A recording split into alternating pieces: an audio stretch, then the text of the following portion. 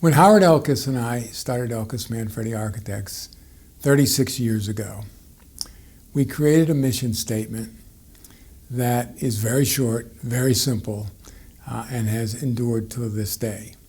And that is to do the very best work with the best clients, the best teammates and colleagues, to be appropriately rewarded for our work, and to always have fun.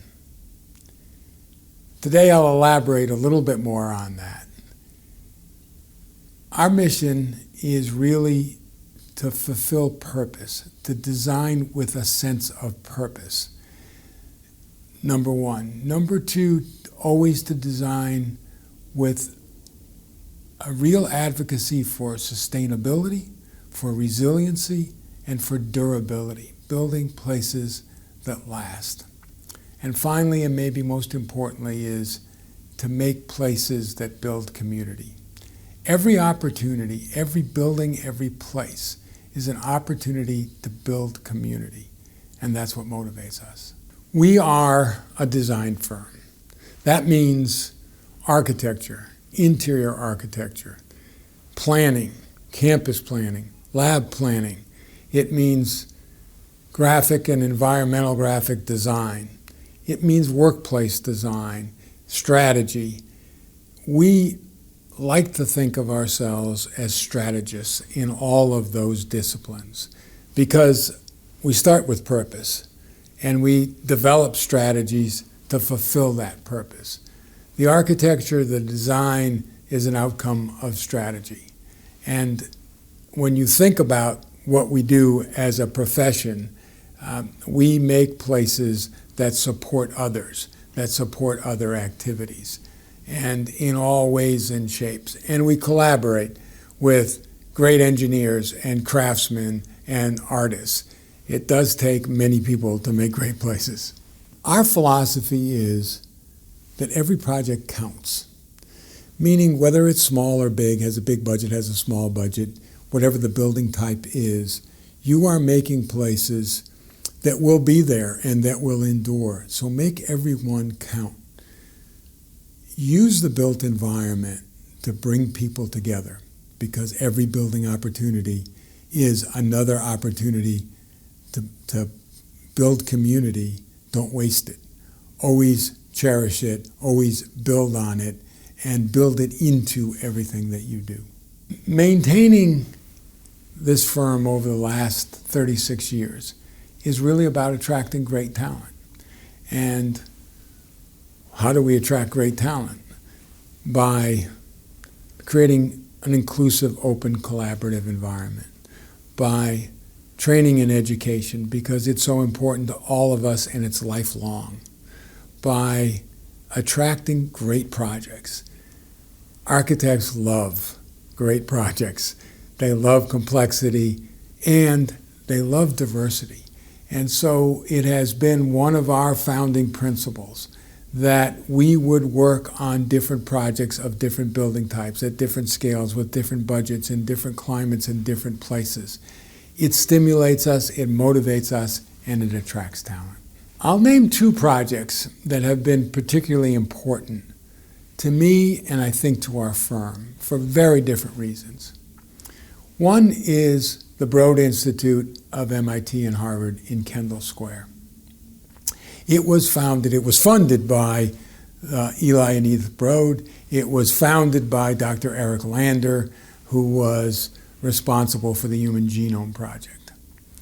Its mission is to look at the human body, the human genome, in every way as the path to new medicines, new therapies that would change our lives. And its success has been unparalleled. But part of that, a big part of that success was breaking down the silos between all of the research institutions in Boston and Cambridge, bringing people together, people who had never worked together before, creating fellows of the Broad as well as full-time associates at the Broad, thinking without boundaries.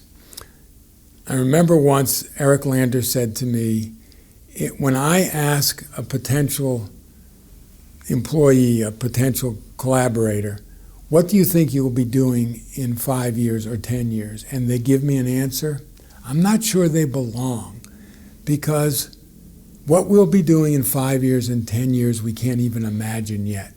The science will lead us there. The opportunity to work with Eric, to work with the founders of the Broad, to work through several generations of scientists at the Broad has changed how I think about space, how I think about architecture, but certainly how I think about life. And they are creating an environment with new science, new medicine that will extend our children and our grandchildren's lives. Second one is 1001 Boston, the new building that many of you will know coming into the city on the Mass Pike.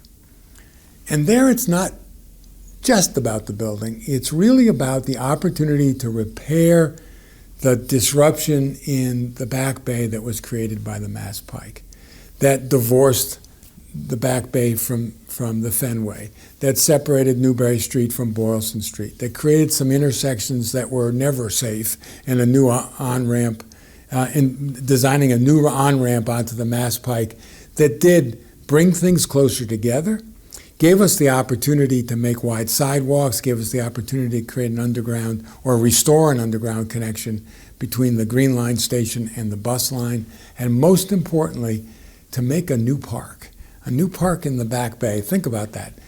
More than a half an acre, 28,000 square feet, the opportunity to make a place always open, and that came from the neighborhood. That idea came from the neighborhood.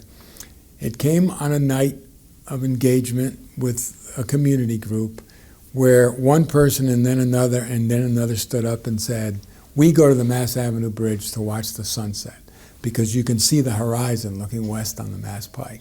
From that came a park, and that opportunity is one of the highlights of the work of Elkus Manfredi Architects. We have, from the very earliest days of Elkus Manfredi Architects, invested in the city. We have special interests that are important to us. One of them is homelessness. One of them is medical care, and another is education. And we have been involved personally on boards of those institutions. We have annually supported gifting in the firm and by the firm in those particularly in those three areas. We are a firm of the city of Boston. We have only one office. We're committed to this place, we're committed to this city, and we recognize there's a great number of disadvantaged people in this city, and we can provide some measure of support.